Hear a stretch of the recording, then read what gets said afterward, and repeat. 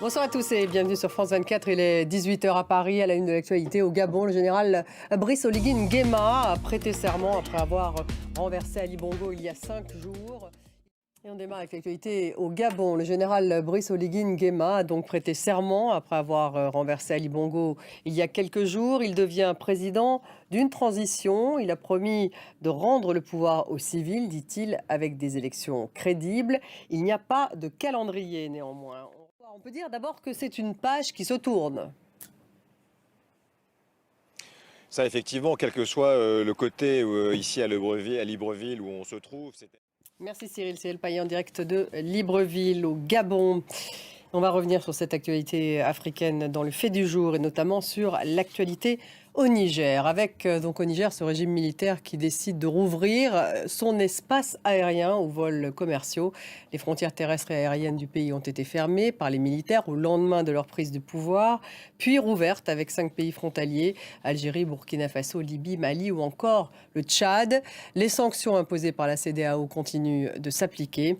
La France a une nouvelle fois justifié le maintien de son ambassadeur au Niger. Nous n'avons pas à nous ranger aux injonctions d'un ministre, également chercheur associé au Carnegie Endowment for International Peace. Bonsoir Gilles Yaby, merci d'être avec nous. Bonsoir. La France a une nouvelle fois, on l'a vu dans cette interview de la ministre des Affaires étrangères dans Le Monde, elle a une nouvelle fois justifié le maintien de son ambassadeur au Niger. Le Niger a retiré l'immunité et le visa diplomatique de l'ambassadeur de France, Sylvain Ité. Ils ont exigé donc leur expulsion. Le bras de fer se poursuit donc. Oui, bonsoir. Le bras de fer se poursuit. Merci beaucoup d'avoir été avec nous. Gilles Yaby, fondateur et président de Wati, chercheur associé au Carnegie Endowment for International Peace. Dans les actualités, Volodymyr Zelensky limoge son ministre de la Défense. Oleksiy Reznikov a remis sa démission au Parlement. Et sur le terrain, sachez que l'Ukraine a déclaré avoir repris le contrôle de davantage de territoires sur le front oriental et progressé dans sa contre-offensive contre les forces russes dans le sud du pays. Erdogan dit d'ailleurs penser que l'accord céréalier en mer Noire pourrait être bientôt relancé. C'est ce que dit le président turc après avoir discuté avec Vladimir Poutine à Sotchi. Poutine qui, lui, se dit prêt à relancer l'accord, mais à condition que ses demandes soient satisfaites. David Gilbert. En Espagne, les pluies torrentielles ont provoqué de fortes inondations dans le centre du pays ce matin et hier. Le bilan est de 3 morts et de 3 disparus. Des routes ont été fermées ainsi que des lignes de métro et des liaisons ferroviaires de trains à grande vitesse.